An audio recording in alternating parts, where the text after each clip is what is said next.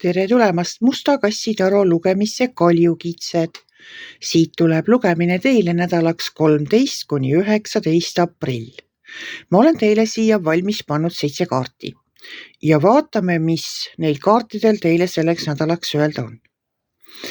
No nädal algab teil siin karikate rüütliga. Karikate rüütli kaart räägib sellest, et tunne rõõmu teenimisest. Teenimine võib olla ka selline, kuidas ma ütlen, oma annete jagamine. Et see, millest teie olete osav, sellega te saate teisi inimesi aidata, neid õnnelikuks teha, neile nõu anda, võib-olla te valmistate midagi, millega saate pärast teistele rõõmu valmistada. No kas müüte näiteks enda mingit loomingut? Kaljukitsed on ju loomingulised ja loovad isiksused. Edasi tuleb teil siit karikate 3. Karikate 3 on minu jaoks alati selline koos viibimine, sõbrannadega istumine, lobisemine, jutu ajamine, kusagil selline, et läheme kusagile kohvikusse või läheme külla üksteisele, istume ümber laua, räägime juttu, joome kohvi või teed, sööme kooki, arutame maailma asju, et selline sõbralikus õhkkonnas enda inimesed, need nagu lähituttavad või sõbrannad, sõbrad, ei ole nagu võõraste istumine, et ta võib olla ka töökaaslased, ühesõnaga selline heas auras, heas seltskonnas, mõnusa vaibiga istumine, maailma asjade arutamine. Saab rääkida, saab üksteise elu kohta küsida, iseendast rääkida, oma plaane arutada. Seda plaanide arutamist ja oma inimese leidmist, kellega seda teha, näen ma siin järgmises kaardis. See on karikate 2.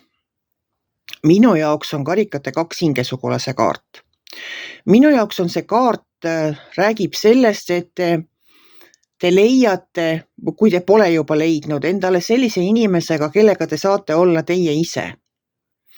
Saate kõigest rääkida, võite oma mõtteid julgelt väljendada.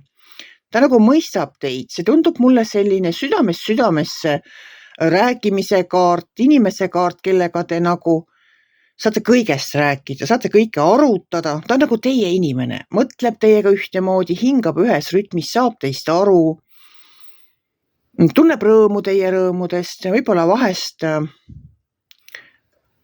saate ka muret temaga jagada.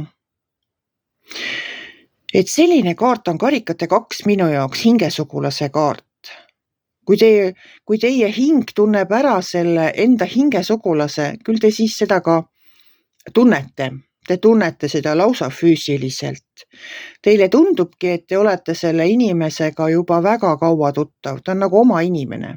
Isegi siis, kui te teda võib-olla kohtate alles nüüd. Edasi tuleb siit päikesekaart. No päike on taro kaardipaki kõige positiivsem kaart. Päikesekaart ise ütleb nii, et elu on nii ilus, et korraldage pidu. Et kui teie hinges on ilus ja päike paistab, no mis saab veel olla ilusamad? See päike valgustab nagu absoluutselt kõik ära. Ta valgustab ära ka need pimedad sopid. Kui te võib-olla midagi pole mõistnud, midagi pole näinud, millestki pole aru saanud, siis päikesekaart valgustab ära need pimedad sopid. Edasi tuleb siit narrikaart. Narr on number 0. Miski teie elus saab uue alguse või algab mingi uus etapp teie elus. Te teete ettevalmistusi selleks, et see uus etapp saaks alata ja kõrval on siin kohe sauade äss ja sauade äss ütleb nagu lühikese vastusena ja. Kui teile praegu pakutakse midagi, mis tundub teile väga põnev, aga natukene ka hirmutav, sest see võib olla midagi uut teie jaoks, kas uus olukord, uus töö, võib-olla natukene rohkem tööd kui varem, võib-olla pisut teises kontekstis millegi tegemine, siis kindlasti öelge jaa. et see narrikaart siin ees alumises reas räägib seda, et teil oleks nagu vaja pisut julgust kokku võtta, et seda uut asja proovida või sellega algust teha.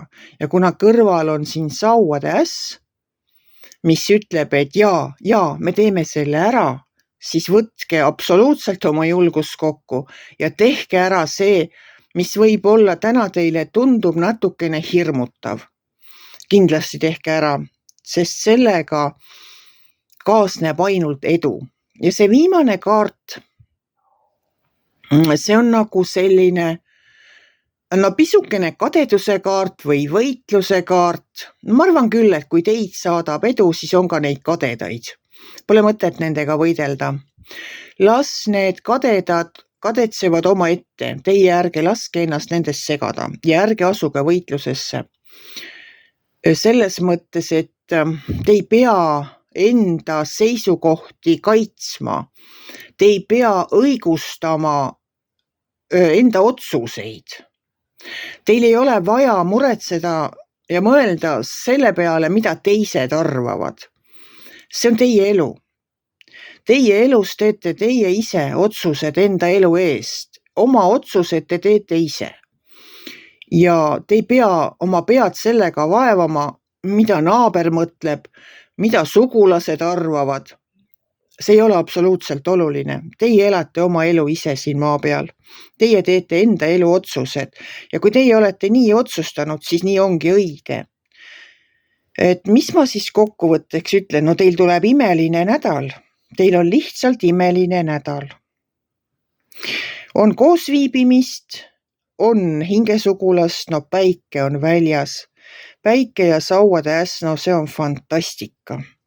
Ja julgust natukene ka selle võib-olla uue ja pisut hirmutava sammu astumiseks. No mina soovin teile igal juhul omalt poolt julget pealehakkamist. Julget pealehakkamist soovin teile, armsad kaljukitsed. Kui see ei taba teid nüüd sellel nädalal, siis kindlasti lähitulevikus see juhtub. Et tulgu teil üks imeline nädal. Kui teile minu lugemine meeldis, ärge olge kitsi. Pange ikka like, pöial üles, võite ka kommenteerida. Ma väga ootan teie kommentaare. Kohtume järgmisel nädalal.